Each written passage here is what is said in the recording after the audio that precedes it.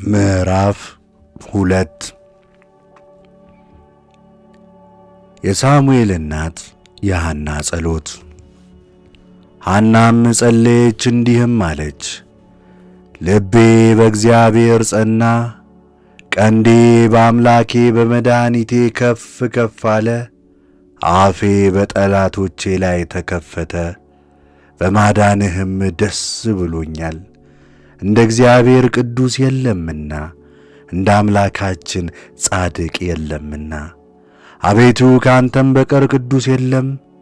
አትመኩ፣ የኩራት ነገሮችንም አትናገሩ፣ ጽኑ ነገርም ካፋችሁ አይውጣ። እግዚአብሔር አምላክ አዋቂ ነውና፣ እግዚአብሔርም ዙፋኑን ያዘጋጃል። የኃያላንን ቀስት ሰብሮአል፣ ደካሞችንም ኃይልን አስታጥቋቸዋል። እንጀራ ጠግበው የነበሩት ተራቡ፣ ተርበው የነበሩ ጠገቡ። መካኒቱ 7 ትወልዳለችና ብዙም የወለደችው መውለድ አልቻለችም። እግዚአብሔር ይገድላል ያድናልም፣ ወደ ሲኦል ያወርዳል ያወጣልም። እግዚአብሔር ድሃ ያደርጋል ባለጠጋም ያደርጋል፣ ያዋርዳል ደግሞም ከፍ ከፍ ያደርጋል። ችግረኛውን ከመሬት ያነሰዋል፣ ምስኪኑን ከጉድፍ ያነሰዋል። ከሕዝቡ መኳንንት ጋር ያስቀምጠው ዘንድ የክብርንም ዙፋን ያወርሰው ዘንድ ለሚጸልይ ጸሎቱ ይሰጠዋል። የጻድቃንን ዘመን ይባርካል፣ የሰው ኃይል ጽኑ አይደለምና። እግዚአብሔር ጠላቶቹን ያደክማቸዋል። እግዚአብሔር ብቻ ቅዱስ ነው።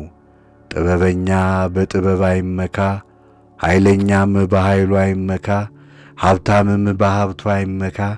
የሚመካ ግን በዚህ ይመካ፣ እግዚአብሔርን በማወቅ በማስተዋል በምድርም መካከል ፍርድንና እውነትን በማድረግ እግዚአብሔርን ወደ ሰማይ ወጣ አንጎደጎደም።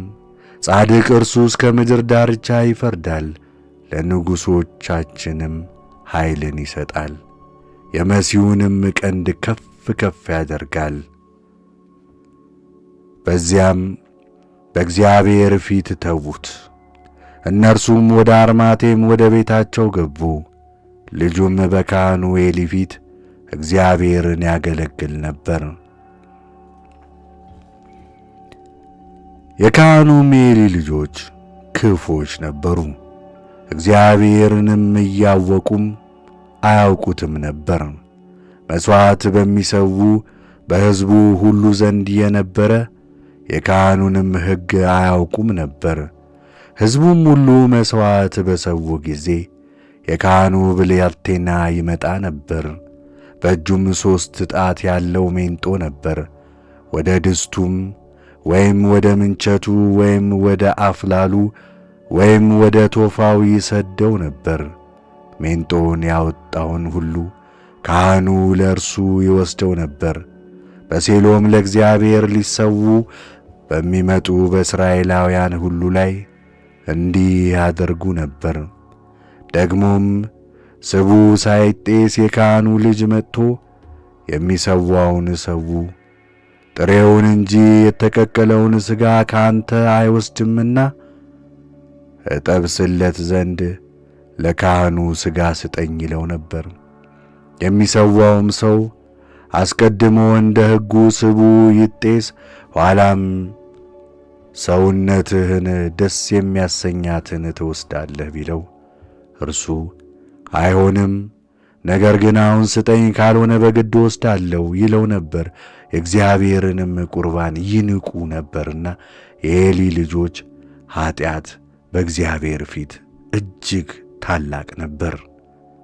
ሳሙኤል ግን ገና ብላቴና ሳለ የበፍታ ኤፉድ ታጥቆ በእግዚአብሔር ፊት ያገለግል ነበር። እናቱም ታናሽ መደረቢያ ሠራችለት። በየዓመቱ መሥዋዕት ለመሠዋት ከባሏ ጋር ስትመጣ ትወስድለትም ነበር። ኤሊም ሕልቃናን ሚስቱን ባረካቸው። ለእግዚአብሔር ስላገባኸው ስጦታ ፋንታ ከዚህች ሴት እግዚአብሔር ዘር ይስጥህ አለው። እነርሱም ወደ ቤታቸው ገቡ። እግዚአብሔርም ሐናን ጎበኛት፣ ዳግመኛም ጸነሰች፣ 3 ወንዶችና 2 ሴት ልጆችን ወለደች። ብላቴናው ሳሙኤልም በእግዚአብሔር ፊት አደገ። ኤሊም እጅግ አረጀ። ልጆቹም የእስራኤልን ልጆች ያደረጓቸውን በምስክሩ ድንኳን ደጃፍ የሚያገለግሉት ሴቶችም ጋር እንደሚተኙ ሰማ። እርሱም አላቸው፣ ከእግዚአብሔር ሕዝብ ሁሉ አፍ የምሰማውን ይህ ነገር ለምን ታደርጋላችሁ? ልጆቼ ሆይ ይህ አይሆንም። እኔ የምሰማው ይህ ነገር መልካምም አይደለምና እንዲህ አታድርጉ። ሕዝቡንም እግዚአብሔርን ከማገልገል አትከልክሏቸው። ሰውስ ሰውን ቢበድል ወደ እግዚአብሔር ይጸልዩለታል። ሰው ግን እግዚአብሔርን ቢበድል ስለ እርሱ ወደ ማን ይጸልዩለታል? እነርሱ ግን እግዚአብሔር ሊያጠፋቸው ወዷልና የአባታቸውን ቃል አልሰሙምና። ብላቴናው ሳሙኤልም አደገ፣ በእግዚአብሔርም በሰውም ፊት ሞገስ እያገኘ ሄደ። የእግዚአብሔርም ሰው ወደ ኤሊ መጥቶ እንዲህ አለው፣ እግዚአብሔር እንዲህ ይላል፣ በግብፅ በፈርዖን ቤት ባሪያዎች ሳሉ ለአባት ተገለጥኩ። ከእስራኤልም ነገድ ሁሉ ካህን የሆነኝ ዘንድ በመሠዊያዬ ላይ ይሠዋ ዘንድ ዕጣንን ያጥን ዘንድ ኤፉድንም በፊቴ ይለብስ ዘንድ የአባትህን ቤት ለእኔ መረጥኩ። የእስራኤልንም ልጆች እሳት ቁርባን ሁሉ ስለ ምግብ ለአባት ቤት ሰጠው። በመሥዋዕቴ ላይና በዕጣኔ ላይ ስለምን በክፉ ዐይን ተመለከትክ? የእስራኤል ልጆች በፊቴ የሚያቀርቡትን መሥዋዕት ሁሉ በቀዳሚያይቱ ስላከበርሁ ከእኔ ይልቅ ልጆችህን ለምን መረጥክ? ስለዚህም የእስራኤል አምላክ እግዚአብሔር እንዲህ ይላል፣ በእውነት ቤትህ የአባትህም ቤት ለዘላለም በፊቴ እንዲኖር ተናግሬአለሁ። አሁን ግን እግዚአብሔር እንዲህ ይላል፣ ያከብሩኝን አከብራለሁ፣ የናቁኝ ይናቃሉ። ይህ አይሆንልኝም። እነሆ ዘርህንም የአባትህንም ቤት ዘር የማጠፋበት ዘመን ይመጣል። በቤትህም ለዘላለም ሽማግሌ አይገኝም። በዐይኖቹ የሚፈጽም በነፍሱ የሚተጋ ሰውን ከመሠዊያዬ አላጠፋም። ከቤትህ የሚቀሩት ሰዎች ሁሉ ግን በጎልማሶች ሰይፍ ይሞታሉ። ይህ በሁለቱ ልጆች በአፊንና በፊናስ ላይ የሚመጣ ለአንተ ምልክትም ነው። ሁለቱ በአንድ ቀን በጦር ይሞታሉ። የታመነ ካህን ለእኔ አስነሳለሁ፣ በልቤም በነፍሴም እንዳለ እንዲሁ ያደርጋል። እኔም የታመነ ቤት እሠራለታለሁ። ዘመኑን ሁሉ እኔን በቀባሁት ሰው ፊት ይሄዳል። ከቤትህም የቀረው ሁሉ ይመጣል። ከካህናትም ወደ አንዲት ዕጣ እንጀራ ወደምትበላ